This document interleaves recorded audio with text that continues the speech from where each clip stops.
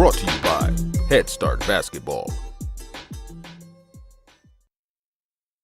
Everything that LeBron predicts is going to happen on a basketball court, it almost happens exactly how he predicts it, right? But it's only because he's gone through those reps so many times that he's figured out how to refine and eliminate those errors. He knows exactly how to move his body to get the ball in the position that he wants.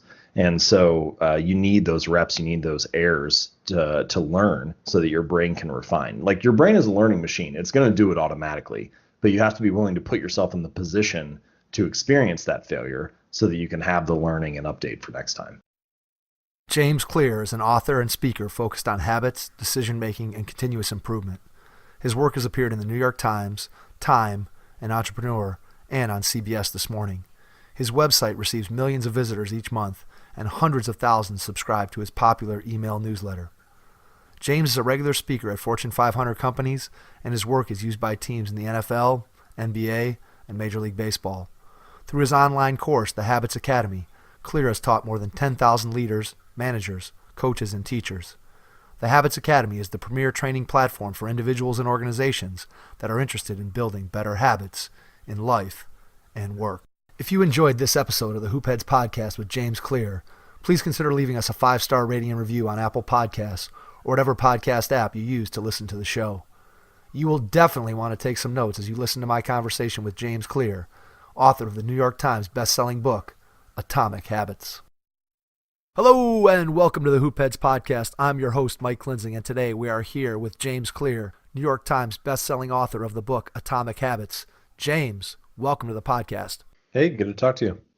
Yeah, we are excited to have you on the show today and get a chance to dig into some of the things from your book that I really think can help basketball players and coaches improve themselves and really get to where they'd like to go. So let's start out, though, by talking about how you came to be an expert on habits, and just talk a little bit about the experience that you had when you were a sophomore in high school and how that led you to become interested in the topic of habits.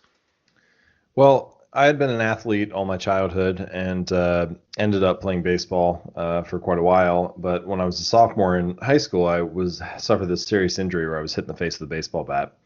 And it was an accident, but the injury was very significant. Shattered both eye sockets, broke my nose, broke the bone behind my nose. I ended up, not being able to swallow or breathe on my own. I had to be air carried to the hospital and suffered multiple seizures, had to undergo surgery. Later that night, I ended up being placed into a medically induced coma and then was released from that the next day once I had been stabilized. And it really took me, 8 or 9 months to recover from that injury. My first physical therapy session, I was practicing basic motor patterns like walking in a straight line. I had to go back in a week later for surgery on my nose. I had double vision for weeks. I couldn't drive a car for 8 of the next 9 months. So it was a significant injury and a long road to recovery. And it was a time in my life when I was forced to start small. And, I didn't really have a choice I couldn't flip a switch and just magically be back to where I was before or be back on the baseball field or things like that. So I had to focus on small things that I could actually manage. And it started with little habits that, are not impressive in their own right in any way. It was things like making my bed each night or making sure I would prep for an hour or study before class. Or I started going to the gym consistently and working out 3 days a week. And no single habit was transforming my life, but they gave me a sense of control again. I kind of felt like that had been taken away from me, that this injury just sort of happened to me and I didn't get a say, didn't get to control that in any way. And gradually, as I started to add kind of one habit after another and regain some of that sense of control, I tried to make it back onto the baseball field. And the next year I ended up being cut. So I was the only junior to be cut from the varsity team. And my senior season, I made the team, but barely got to play. And somehow I was able to weasel my way onto a college team a few years later. And I came off the bench my first year and was a starter my sophomore year. Ended up being the team captain my junior year. And then by the time I graduated, I made the ESPN Academic All-America team. And it was really like a 5 or 6 year process from the point of getting injured to having this kind of, I guess, my career wasn't legendary in any way. Like I never ended up playing professionally, but I do feel like I fulfilled my potential. And that story, that period of my life was the first time when the importance of daily habits and the power of embracing this philosophy of, can I just get 1% better today? Can I just make some small accumulative advantage or make some small continuous improvement each day? And if I can embrace that mindset, then you can end up recovering and perhaps even surprising yourself by what you're capable of in the long run. And so I didn't have a language for it at the time. I was just kind of showing up and doing my thing at practice. I was hanging out with my teammates. I was just trying to get a little bit better, but I never would have said like, oh, I'm just trying to build good habits, or I'm just trying to make, get 1% better today. But that was the time in my life when I experienced that. And it was only a few years later, once I started writing about habits and performance improvement and started working on the book and thinking about those topics in depth from like a scientific and a research-based standpoint, that I started to connect the dots and see how formative that period of my life was for the topics that I write about now. Do you remember at that time, was your motivation more just to get back to where you were in terms of your normal life, or was it more in terms of, I really love baseball and I want to get back to being a baseball player? What was your initial motivation for those habits that you started to develop at that time? Well, in the very immediate aftermath, the first day or first week or, first month after you get injured like that, I mean, you just want to be home with your family and get out of the hospital and try to, have some kind of semblance of a normal life again. But I would say fairly quickly after that, I don't know why, but I just had some desire to play again. And I felt like I could be a good player. I don't know why I felt that way. Like I don't know why I had that desire, that somewhere inside of me thinking like I could make something of this. But I definitely had that urge or that like flame inside to try to see like what is. And honestly, this is still a very deep part of my personality now.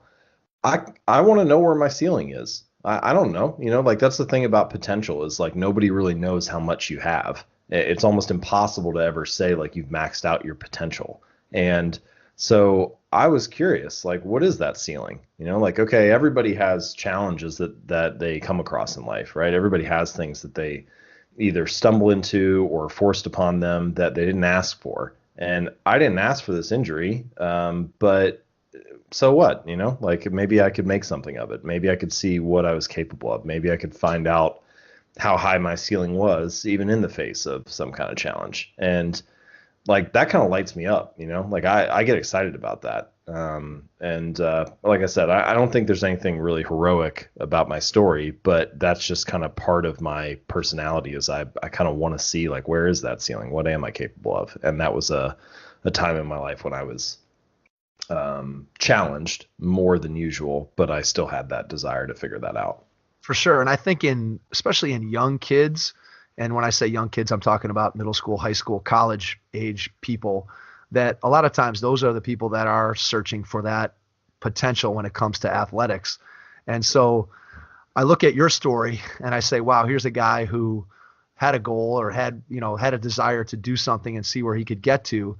And I think a lot of people would like to be able to maximize that potential. And when you talk about what areas of their life people are trying to maximize the potential when they're in middle school or high school, a lot of times that's in athletics, or maybe it's in music, or it could possibly be in art. And when we think of adults, it's more maximizing your occupation, your career, just your own self-improvement.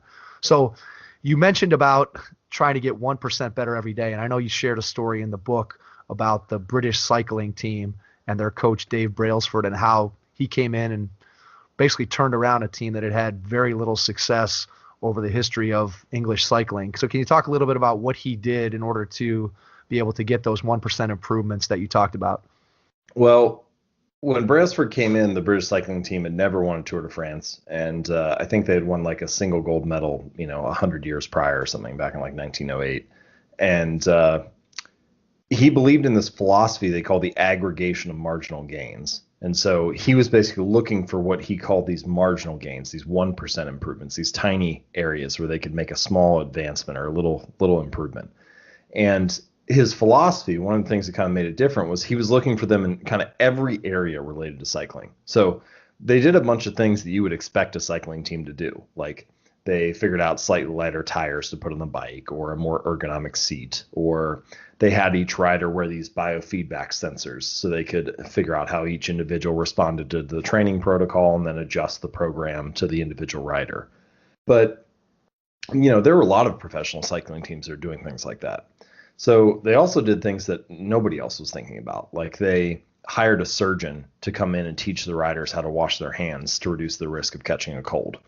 They split tested different types of massage gels to see which one led to the fastest form of muscle recovery. They painted the inside of the team truck that carried the bikes. They painted the inside of that truck white so that they could spot these little bits of dust and dirt and grime that might get into the gears and degrade the performance of the bikes. And they also had each rider test what type of pillow would lead to the best night's sleep for them. And then they brought those pillows on the road with them to hotels when they were at big races and events. And so Brailsford's kind of strategy, his overarching thinking here was like, all right, if we can do this in all these different areas related to cycling, if we can make all these little 1% improvements, then I think we can win a Tour de France within 5 years. That was the challenge that he kind of threw out to the group. He ended up being wrong. They won the Tour de France in 3 years. And then they repeated again the fourth year with a different rider. And then they had 1 year off, and then I think they've won the last 3 in a row now. So they've won 5 of the last 6. And at the Olympics in London in 2012, which was kind of the first big event that they had with the whole British team, men's team, women's team, dozens of events, dozens of riders. And they had been following this strategy for 5 years or so at that point. They win 60% of the gold medals available. Same thing in Rio 2016. Again, they win 60% of the gold medals available. And that idea that 1% improvements are not just nice to have, they're not just a little cherry on top of your performance, but actually can be the master key to unlocking remarkable success or elite levels of performance. I think that's a little counterintuitive, somewhat surprising. People don't necessarily think that. They think, oh, what is that little bit going to do? But if you can embrace that philosophy of continuous improvement, if you can search for those little margins and advantages in all the areas related to your craft, then I think you can end up very surprised by where that philosophy and that approach gets you in just 3, 4, 5 years. Do you think he was a little bit ahead of his time? I think of as an example, NBA players and what it looked like 20 years ago, 30 years ago, when let's say Larry Bird or Magic Johnson was playing in the 80s, and those guys didn't have all the same advantages that say LeBron has in terms of understanding how to train your body and looking for all these little edges with sleep and rest and recovery and that kind of thing, travel. There's so many more people employed by professional sports teams, again, whether that's the NBA, Major League Baseball, the NFL, that are watching for all those little potential 1% things. Do you think he was a little bit ahead of the curve with going with that philosophy? Because it seems like now that more and more people are gaining an understanding of how important those little 1% things can be to your ultimate performance. Yeah, I think for sure. This is a very interesting question because, on the one hand, I think there are kind of 2 strategies that you can employ. So the first is okay, you always have to stay ahead of the curve. You have to stay kind of on the perimeter, on the forefront of the most interesting or useful or advanced tactics. And so one thing that requires is it requires you to deeply understand everything that you could do right now, the stuff that is the standard, right? You need to already know all of that stuff. And then once you have a really firm grasp on the fundamentals and what everybody's already doing, then you can start to look and search on that perimeter for some advantage that maybe other people haven't figured out yet. And that does, that for sure gives you an advantage. It helps you. That's the thing that the innovators or the people who are on the leading edge, they're often doing that. Interestingly, the other thing that I see, especially in sports, some of the best coaches and players doing is they know what everybody's doing. So they have that fundamental piece mapped again. But then they can when they see the trend moving one way, they start to reverse direction, or they assume a counter position that gives them more power than they would have otherwise had. So for example, when the Patriots were making their run to the Super Bowl this year. I think it was in the championship game before the Super Bowl. They threw out a formation, and Tony Romo's broadcasting, and it was either a crucial first down or a touchdown. And as they're showing the replay, Romo was like, nobody has seen that formation in 10 years. He's like, that's such an old formation. But that actually is a great example of Belichick's genius, is that he knows that the league is moving pass heavy, so then they start doing more runs. Or he knows that the league is moving to certain types of formations, and these defenses are seeing it week in and week out, so he pulls out something that's 10 years old. And that thing that's 10 years old, like maybe 4 years ago, it wouldn't have really been an advantage because it was like familiar enough that it wouldn't have given you the advantage you wanted. But now it's so old that the defenses have been optimized for something else.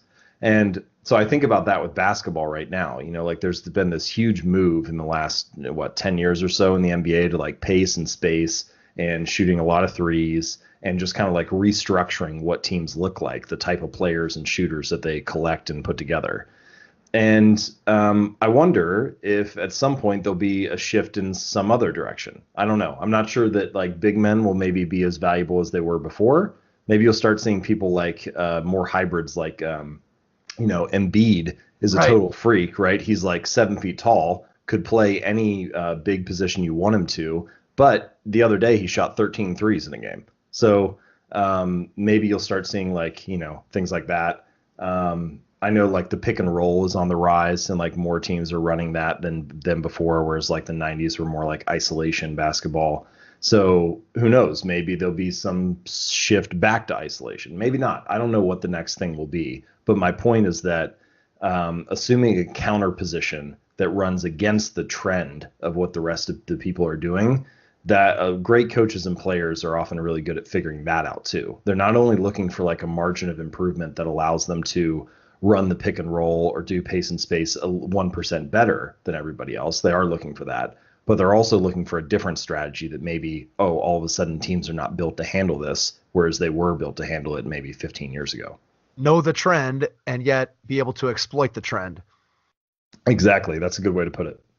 So one of the themes that runs through the entire book is this idea that you start with small habits, and those small habits continue to have a compounding effect over the course of time.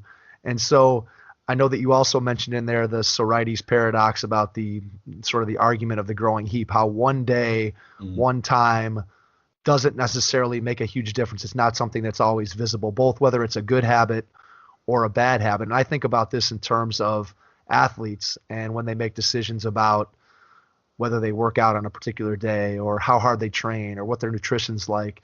And it's easy just to say, today it doesn't matter. I can have whatever I want for lunch, or, if I skip this weight workout, it's not really going to make a big difference. And the reality is it's probably not going to make a difference in that one day in how you feel or, in how you look or how you perform. But it's that over long stretches of time, those habits add up. So can you talk about how important that compounding effect is to athletes when it comes to their habits? Yeah, well, I mean, this becomes increasingly important at the more elite levels, right? Like the Olympians will work for 4 years just to shave 0.02 of a second off their time. And the reason that is so necessary and that it becomes increasingly important to not overlook a single meal or a single practice session or a single piece of the strategy is that at the highest levels, everybody's talented. Everybody's working hard. Everybody's eating healthy. And so those mistakes end up being the thing that, if you can make sure that you have that mastered, maybe that's enough to get you the 100th of a second that you need. But so it becomes even more important the higher that you go. But as a general principle, I think that it's true at all levels, that habits compound to a surprising degree. And it's true both in the positive and negative direction. Like habits are a double-edged sword. They can either build you up or they can cut you down. And I think this is one of the reasons why it's crucial to understand what a habit is and how it works and how you can design it to your liking so that you can be the architect of your habits and not the victim of them. And so I like to think about this kind of compounding piece. You can think about it in a couple different ways, but I like to refer to habits as the compound interest of self-improvement. And what I mean by that is the same way that money multiplies through compound interest, the effects of your habits multiply as you repeat them across time. And like if you have the traditional like compound interest curve where it's kind of that hockey stick curve, and early on, the early years, let's say you're saving for retirement and you put $100 away one month and you're like, well, what's that do? I can't retire in $100, right? Like that's not gonna make that big of a difference. It's very easy to overlook on any given day because the individual contribution doesn't feel like much. And it's only when you get 2 or 3 or 4 decades in that you start to hit that hockey stick portion of the curve and it really takes off. And your habits are not exactly like that, but man, it really feels like that a lot of the time. Like you said, it's very easy to overlook any individual decision. Like, what is the difference between eating a salad and chicken for lunch today or eating a burger and fries? Like, not a whole lot, like on any given day, your body looks basically the same in the mirror at the end of the night. The scale doesn't really change. But if you repeat those habits, a slight 1% improvement or 1% decline for 2 or 5 or 10 years, then all of a sudden you turn around and you start to see how significant those daily choices are. And this is one of the challenges of any individual habit or choice, is that it feels insignificant in the moment, but actually it's like really meaningful. And so I think part of just talking about that, just talking about the importance of those daily decisions, of how those 1% improvements do compound, just knowing that helps a little bit. But I'll also say, like, this is the value of community, of accountability, of coaching, of having another set of eyes watching you, or of having that social reinforcement of teammates or community members expecting something of you. Because it's easy for any individual person to overlook that on a daily basis. And there are going to be days when you don't feel like showing up at the gym or doing a workout. And it's easy to let that 1% opportunity slide. But by having somebody else or a group that's expecting it of you, it makes it easier to show up on your bad days, which of course is the only way that you can ultimately end up having good days. Yeah, absolutely. One of the things that I was thinking about as I read through the book and just was kind of considering, again, how does it apply to a basketball situation? Let's say I'm a high school basketball coach and I want to get my guys to work out on their own in the summertime. I might not be able to work with them because of the various state rules or whatever the case might be. But maybe I pair up 2 players and say, okay, here's your off-season program that I want you to be doing. And now you 2 guys are partners, go and work together. And so by having somebody that you pair up, I think you're going to get, probably based on what you've discovered, that you probably will get better results than if you just hand each kid the workout and say, hey, go do it. If you hand 2 kids the workout and say, you guys do it together, now you've put that social pressure, you've created a social environment where somebody else is watching you, depending on you, and working with you to help you to, complete those processes that the coach is looking for. Does that make sense? Yeah, for sure. I mean, there's certainly, obviously it's going to depend on the kids that are put together, but you get the right kids together, then yeah, man, I mean, that's really going to help, because you're going to get this, social pressure in the best way possible, right? You'll get a little bit of competitive energy going. Like, they're probably going to try harder. They don't want to embarrass themselves. They're not going to skip the workout because they know the other person's expecting them to be there. Yeah, there are all kinds of benefits there. And, this is a very, natural human instinct to basically, ultimately, underneath it all, what you want is you want to belong. And this is true, like, on a daily basis for adults. You move into a new neighborhood and you walk outside on Tuesday night and you see that your neighbors have their recycling bins out. And so then you think, oh, we need to sign up for recycling. Like, that's what people like us do in this neighborhood. And then you stick with that habit for 20 years, mostly because it's socially reinforced. And so the same thing is happening all the time in teams and organizations, where certain habits are expected and certain behaviors are socially reinforced. And, people talk a lot about culture of businesses or teams. And I think a lot of the time people assume that culture is something like, the slogan on the wall, or the, mission statement that you came up with at the company retreat, or the set of goals and ambitions that your team has at the beginning of the season. But like, the true culture of any group is the shared habits of that group. If it's not a habit, it's not really part of your culture. And so one of the strongest ways to ingrain those habits is to start to put people around each other that, you have 2 people who already have that habit, and then you throw a third in the mix. Well, if the third person wants to belong to that group, they start falling in line. They start doing the things that the rest of the group does because that's what's expected. And, you see this, like, especially, if you have someone who joins like a CrossFit gym, well, pretty soon they sign up for paleo meal plans and they buy Noble shoes and they've got Right. like, a two-pood weightlifting belt and like all kinds of, they're doing all this stuff that they never planned to do in the beginning, but they start soaking up the habits and behaviors of the other people who are there. Yeah, we talked to a high school coach probably a couple months ago about the culture of his team. And he said that one of the things that's made them so good is at some point 5, 6, 7 years ago, they had a player that ended up being a Division I college basketball player. And that guy would come in every morning and work on his game in the gym before school. And at first it was just him. And he kind of set this precedent, set this tone that this is what I'm going to do. And obviously he had a lot of success both as a high school player and then get an opportunity to play in college. And then as a result, there was one kid that started following him coming up in the morning, and then two. And then before you know it, everybody was looking going, man, these guys are some of the best players on the team, and here's what they're doing. And now it's just become something that, even though that guy's long gone from the program, he established that social norm. And now the coach really doesn't have to do anything. It's really player driven, that this habit, this process that's helped them to be successful is in place, and it kind of just feeds on itself. Yeah, that's fascinating. Like I love hearing stories like that, and you can totally see how that could work. It almost is more important that it's player driven than coach driven, because the players want to do it because they don't want to be left behind by the other players. They don't want to do it because the coach is telling them to do it. It's like the difference between choosing to be in a book club and having your high school teacher assign a book to you. Like, Right.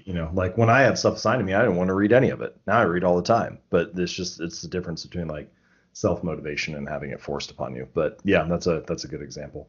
Yeah, choice. I mean, I think when you make the choice, and I'm sure it goes to anything, like someone could pick up this book and be motivated and read it and suddenly change lots and lots of things about their life. And somebody else who maybe was, a high school teacher assigns, hey, we want you to read Atomic Habits, and a kid has no interest in changing or getting better or doing anything.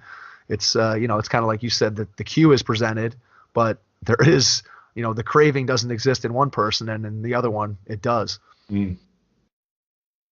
So let me ask you a little bit. One of the other things that I pulled out that I loved more than anything, I think, in the book is the fact that you said that I believe it was an Olympic coach that came to you one time and said that the biggest threat to success is boredom and not failure.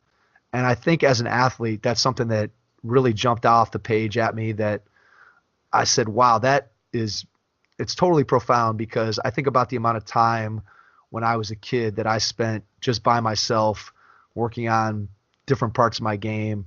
And again, my friends might have been at the pool or hanging out or going to a party, whatever. And I was in there working on my game. And most of the time I was working on the same things. I wish I had grown up in the era today where there was so much more knowledge about how to train. My workouts probably would have been a lot less boring. But regardless, you had to stick with the fundamentals over and over again. And I think that that's something that the best of the best are able to continue to focus on, those small things that enable them to be successful over the long term. Can you talk a little bit about that part of getting to success? Yeah. So once I finished my baseball career, I was looking for another competitive outlet. So I started doing Olympic weightlifting and a couple of different competitions there, and just training with the team. And it was fun. It was great to be exposed to that. And we had this great Olympic coach who came to train with us one day. And I wasn't that great, but we had some very good lifters on the team, one of whom ended up competing at the Olympics. And I was talking to him after the session, just asking him, like, what's the difference between the people who are great and, everybody else that's in here getting their reps in. And, there are some things that he said that you would expect, like nutrition and genetics and things like that. But he was like, honestly, at the end of the day, it comes down to who can do the same lifts over and over again every day and not get bored with it.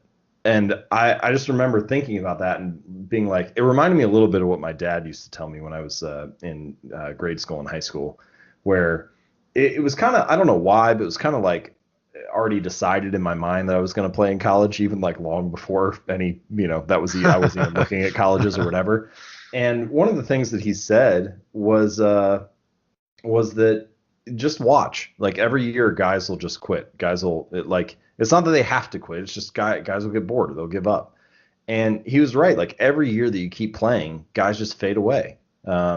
There's an attrition. There's an attrition level there for sure. Yeah, and like sometimes it's forced on you, right? Sometimes you get cut from the team, but man, there's a lot of guys that just fade away. Whether it's freshman, sophomore, junior, senior year. Then same thing when you get to college. You got guys who come out for the team in the fall and then they just decide to stop playing. Sophomore year, junior, same thing. I think by the time we got to my senior season in college, we had 4 guys left from a class of 10 that had come in. And I don't know, there's like something just to be said for perseverance. We're talking about something that's like almost even separate from your playing ability at this point. It's like just the willingness to continue to work. And that counts for a lot. I think that actually counts for a lot in life too. You can win a surprising amount of the time just by being the last one to give up. And so I sort of like first started to learn that lesson in sports and have maybe internalized it in some other areas of my life as well. Registration is now open at www.headstartbasketball.com for this summer's Head Start basketball camps. We'll be hosting camps this summer in Strongsville, Westlake, Avon Lake, Oberlin, Brunswick, Highland Heights, Mentor, and Hudson. At Head Start Basketball, we care deeply about making a positive impact on the lives of young basketball players, both on and off the court.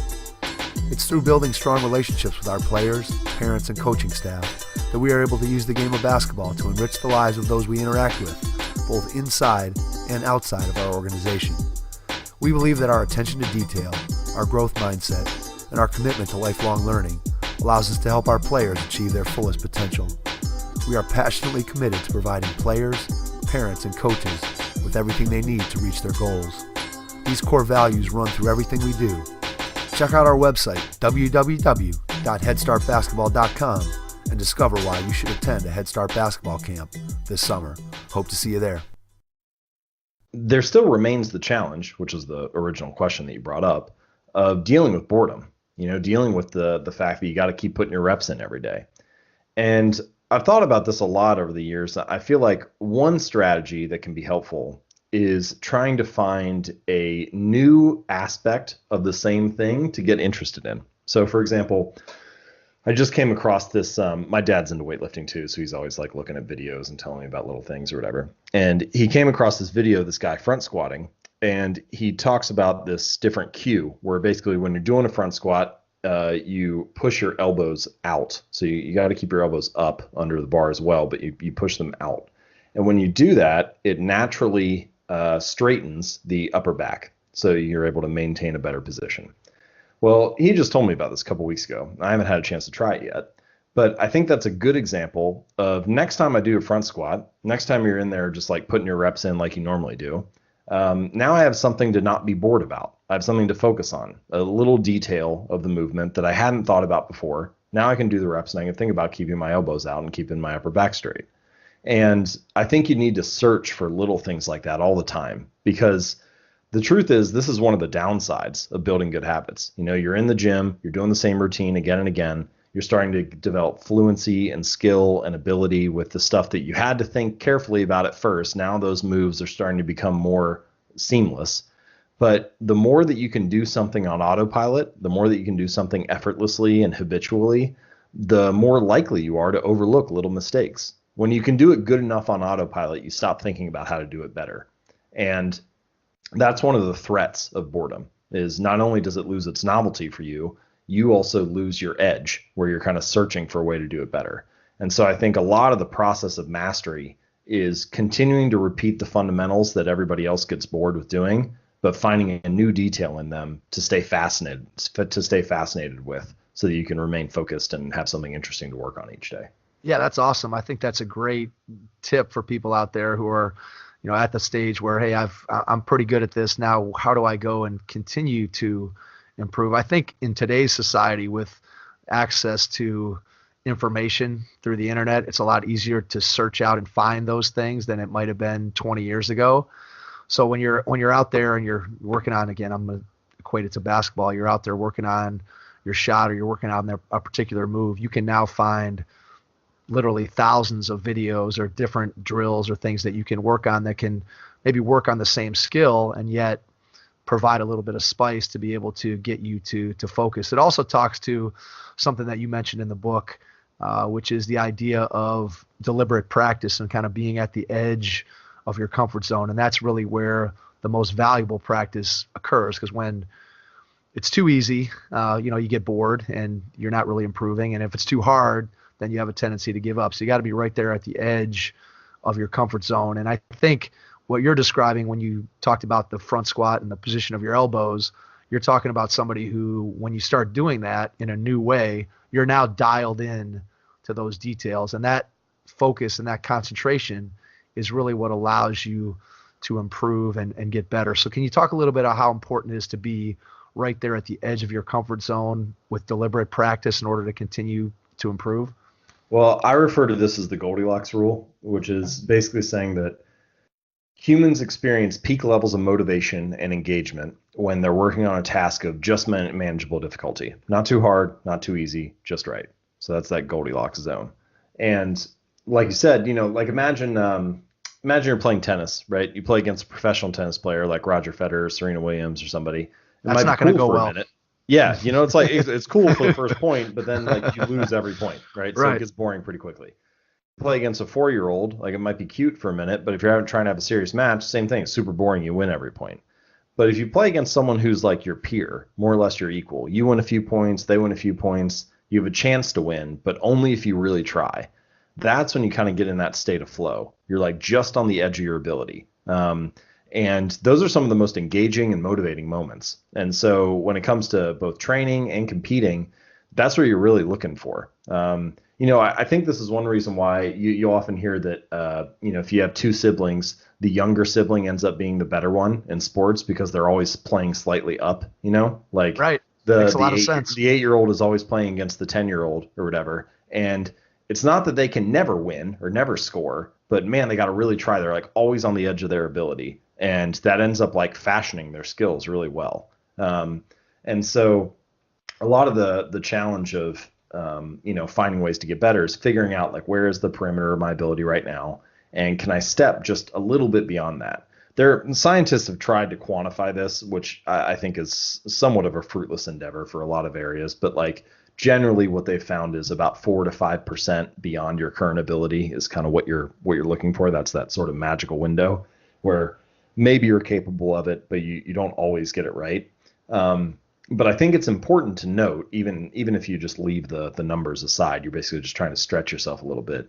You do need to succeed a fair amount of time, actually.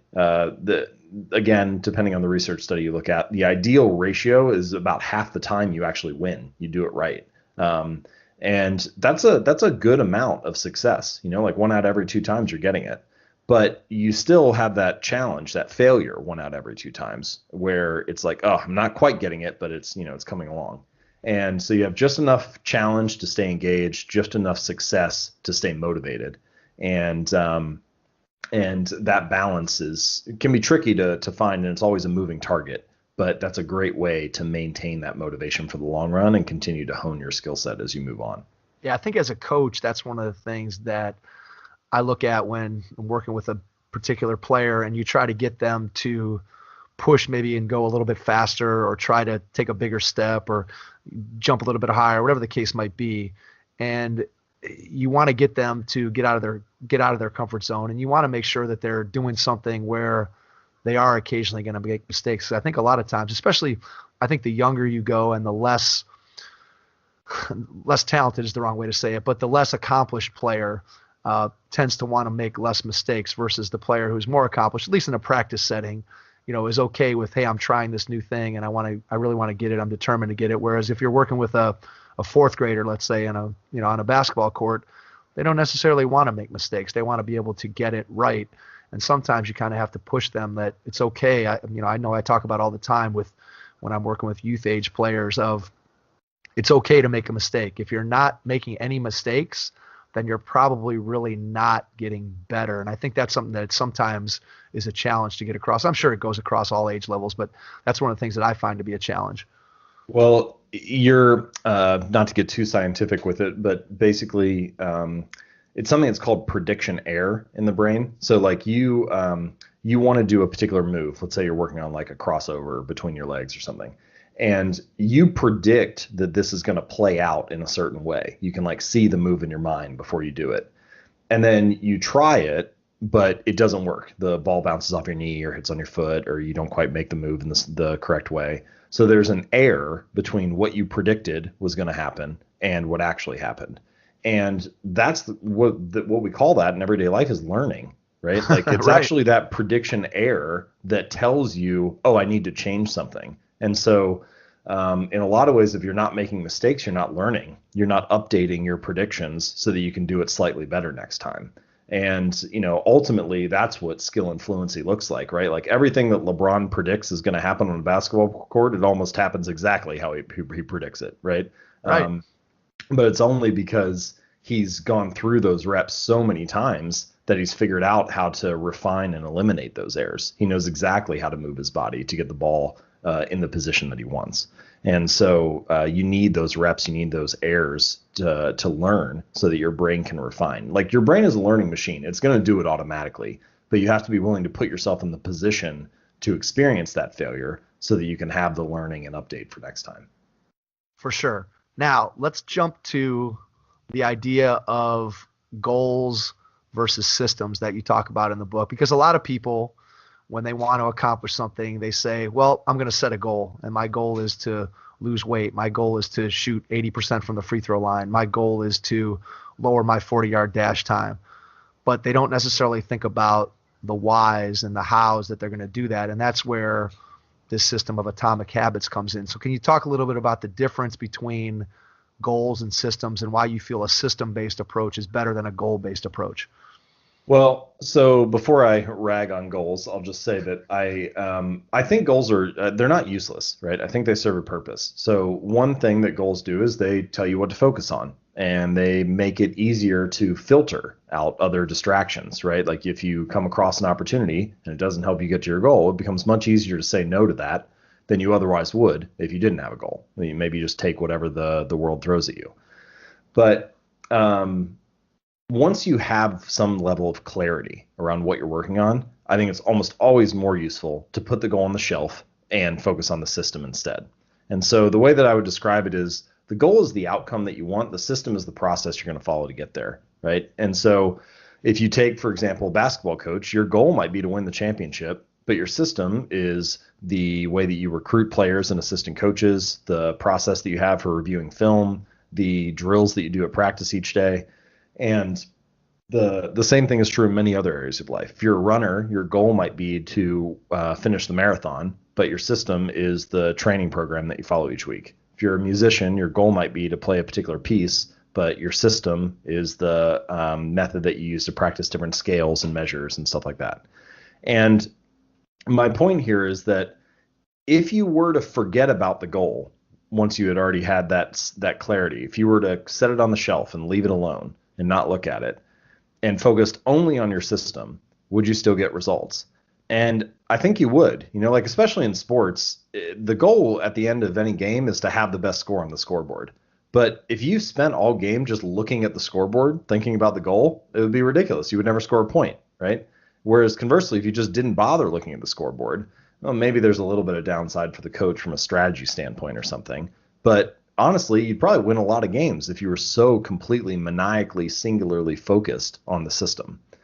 John Wooden used to say that about his training and practice. Like they would basically never talk about the team that they were playing, which sounds kind of crazy to a lot of coaches who spend a lot of time on scouting reports and thinking about, reviewing film and things like that. But basically, he was just so focused on them getting their reps in and making sure that they could run their system to perfection that he figured whoever we end up playing, like it's not going to matter that much. And so I think that there are a couple other reasons that we kind of over focus on goals or we overvalue goals. Like one thing that's a little bit surprising is that the winners and losers in any particular domain, they often have the same goals, right? So like presumably every team that's going to be in the March Madness bracket has the goal of winning the championship, right? Like Absolutely. it's not the goal that is actually the difference between them. It's the system that they follow, the process that they have, the way that their coaches recruited players in, the way that they've trained all year, the practice that they did. Same thing is true like on the job market. If you have 100 candidates apply for a job, well, every candidate has the goal of getting the job. It's not the goal that separates them. And similarly, like goals also, achieving a goal only changes your life for the moment, you know? Like if for Tom Brady, the only thing that mattered was winning the Super Bowl, then after he won that first one 17 years ago or whatever that was, he could have retired. That could have been it, right? Goal's But like over. in a weird way, I think for Brady and Jordan and LeBron and Gretzky and all of these incredible famous athletes, Serena, it is both about the goal, but actually not at all. You know, it's like true long-term thinking is goalless thinking. It's actually much more about like kind of what we mentioned near the beginning of this episode. Like, where's my ceiling at? What am I capable of? How great could I actually be? What could I squeeze out of myself if I was willing to show up again tomorrow and see if I could get just a little bit better? And if you do that, that's how you end up with someone who, you know, wins 5 Super Bowls or wins 23 Grand Slams or goes to the NBA Finals 6 times or whatever it is. And so I think that it's really only a focus on the system that will get you those kind of results. If you make it just about the outcome, then you often will stop once the outcome's been achieved the first time. I also think that when you focus only on the outcome, and this probably applies at least as much to young athletes as it does to professional athletes, and that is that a lot of times you can't control the outcome of a game or a season. I may play on a team where I'm on a 6th grade basketball team and we go out and we're going to play against our opponent who is way better than us. And 100 times out of 100, that other team is going to beat us. And so even though our goal may be to win that game or to have an undefeated season, we may not be able to reach that goal simply because we're just not as good as the people on our schedule. And so if the only thing we judge our failure and success on is did we meet our goal, well, we're going to be very, very unhappy. And I think one of the things that I like about the process versus outcome or goal versus system is that we can find success inside of the process and not just always have to have success be defined by the outcome. And that's one of the things that I try to teach to, again, any player, any team that I'm coaching is, look, we can have a goal and we can all want to win, but when the game's over, if we didn't win, we need to be able to look ourselves in the mirror. I know you mentioned John Wooden before, and one of the quotes that I love that Wooden has is about success. And, you know, he defines success as a peace of mind, which is a direct result of the self-satisfaction and knowing you did your best to become the best you're capable of becoming. And again, if you do that most often, like you said, a lot of times you are going to reach your goal. But in times when you don't win the Super Bowl, you can still look back and say, did I do everything I possibly could? Did I self-maximize myself in order to be able to be my best? And I think when you do that, I think it ultimately provides more satisfaction than just strictly looking at that outcome. I think that's right. You know, I mean, this is another one of the downsides of a goal-based mindset is that goals have a tendency to push happiness off until the next milestone. It's like, oh, well, once we win, then I'll be happy. Or after I lose those 30 pounds, then I'll be satisfied with how I look. Or, you know, if I get A's, then I'll have done a good job. And when it only becomes about the goal, you're basically always just pushing happiness off until that future moment. Whereas if you're focused on the system and the process, as you said, not only do you have more influence over that, right? It's actually within your control. Whereas you don't, if you're playing a tennis match, you don't control the outcome. You influence the outcome. You have control maybe over your shot, but you don't have control over your opponent's shot. But so by focusing on the process, you actually are focusing on something that's within your control. And back to the happiness point, you can be happy anytime the system is running, anytime the process is being completed. You know, like you can, to take a very common one for adults, like if you think about weight loss, if you're only happy after you've lost the 30 pounds, well, then you can only be happy during that one moment. You're not allowing Right. yourself to enjoy it for the whole time that you're going to the gym. But if you're focused on the system and building the identity of someone who doesn't miss workouts, well, now each time you show up and put a little X on the calendar or fill out your workout journal and finish another workout, you can feel happy with the fact that the system is running. You can be satisfied and feel fulfilled with the fact that you're showing up again. And I don't know, I feel like that counts for a lot in the long run. Giving yourself the permission to enjoy the process rather than always pushing happiness off to some future moment. Yeah, I think it's really it's just a benefit to looking at it from a process based versus an outcome based setting, in that you can derive that satisfaction throughout the time that you're working towards something, and in it every moment you can find enjoyment. Whereas, to your point, if you think about the Tom Brady example, so he wins the Super Bowl, how long does that high, that emotional joy of winning the Super Bowl, how long does that last? 24 hours, 48 hours, a week? And then a week later, the joy and the immediacy of that moment has worn off.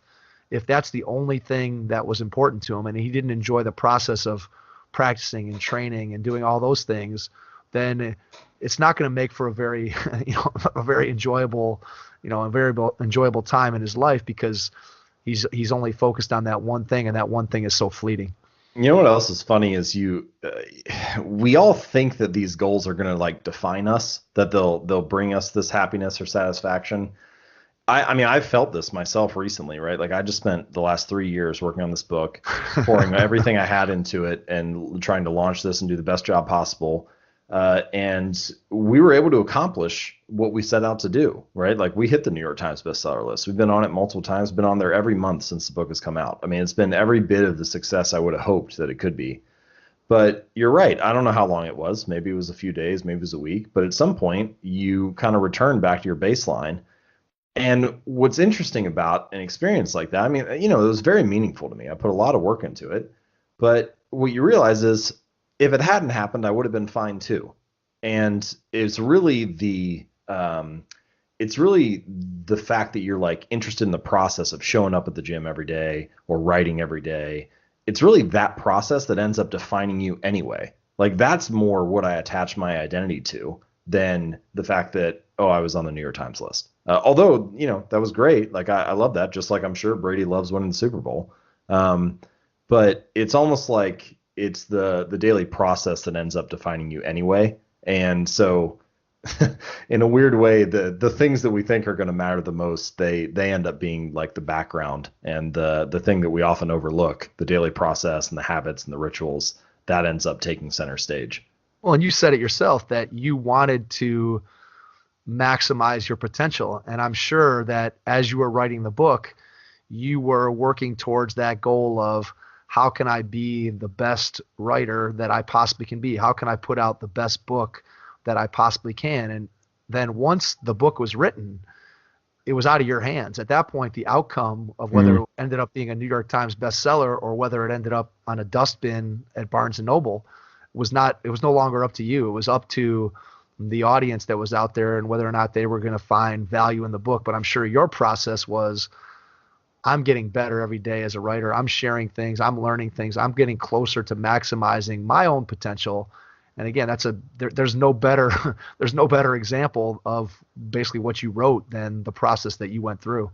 Yeah, that's interesting. I remember, it reminds me of something I had this weightlifter told me one time, where he had just competed at the American Open and like done well in the national championships. I think he placed on the podium but didn't win. But he basically said, like, the climb is the funnest thing. That's the best part of the whole process, is the climb, like the feeling of making the progress, of you're showing up and like, yeah, I mean, it sucks sometimes. It's really hard. It's hard to write a book. It's hard to push yourself physically. It's hard to try to make a college team or whatever the thing is that you're working on right now. But the climb is the great part, because you're growing every day. And so, yeah, I don't know. Like, once you hit the goal, the climb is done. And so now it's actually the less interesting part of the process, or the less enjoyable part of the process. Right. The climb up to that goal. Now you're looking and you reach the goal, and then it's, well, if you're a person that's looking for the next challenge, then you got to go out and figure out what the next, what the next thing is on your list, whether that's winning a Super Bowl or writing a New York Times bestseller or making your high school varsity basketball team, whatever it is. Yep. You're always looking for that next challenge.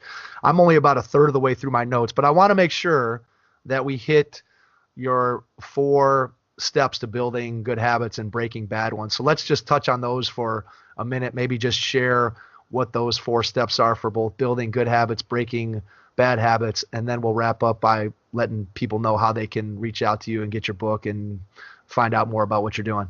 Sure. So, the book covers all these strategies and tactics in much more detail, but just from a high level, I like to divide a habit into 4 stages. And if you understand those 4 stages, then you kind of have a better chance of adjusting and improving your habits. So quickly, they're cue, craving, response, and reward. So there's a cue, something that catches your attention, like you see a plate of cookies on the counter. That's a visual cue that starts the habit of eating a cookie. Or an ambulance, you hear the siren behind you, and that's an auditory cue to pull to the side of the road.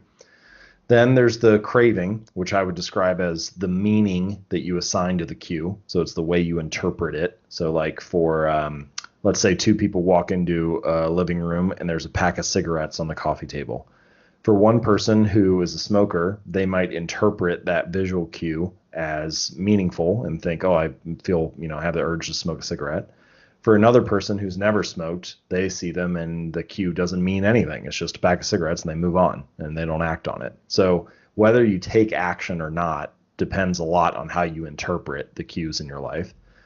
Then there's the response. So you see the cookies on the counter, you interpret them as, oh, this will be sugary, tasty, sweet. I should grab one. You take a bite, that's a response. And then the final stage is the reward. And so it is sugary, sweet, tasty, etc. So it's rewarding or enjoyable. Now, you've got those 4 stages, cue, craving, response, reward. And then you can come up with what I call the 4 laws of behavior change. And this is sort of the backbone of the book. And so each of these 4 laws, it's like a rule or a principle that you can follow for making it easier to build good habits or more difficult to fall into bad ones. So for the cue, the first law of behavior change is to make it obvious. You want to make the cues of your good habits obvious, available, visible, easy to see.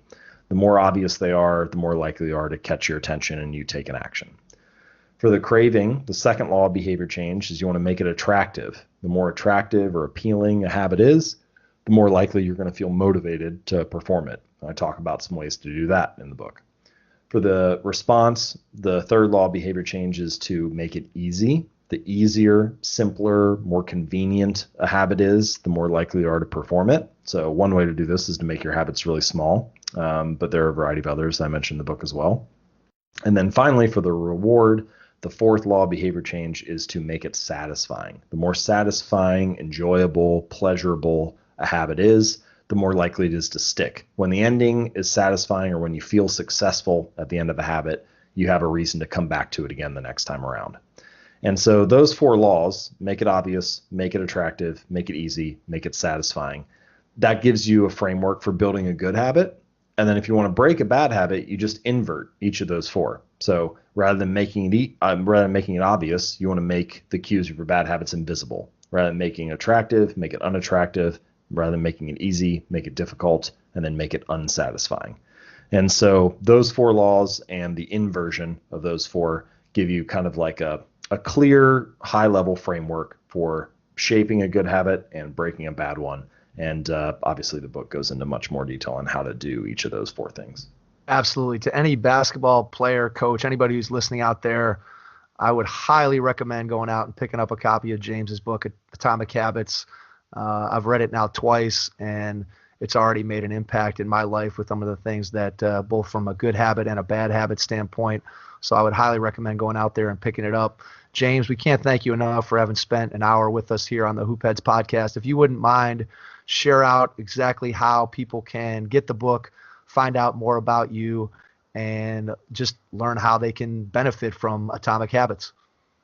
Oh, yeah. Thank you so much. I'm glad you're enjoying the book. And if you'd like to check it out, you can go to atomichabits.com. That'll go straight to the book. And for all of my other work, you can just go to jamesclear.com. You can also find the book by clicking on books there. If you click on articles, then you'll see some of my other writing, and it's organized by topics. You can poke around a little bit and see what interests you. And everything else is on there as well, social media profiles and whatnot. So all of that is at jamesclear.com. Fantastic. James, we can't thank you enough for spending an hour with us today. And to everyone out there, we will catch you on our next episode. Thanks. Thanks for listening to the Hoopheads podcast, presented by Head Start Basketball.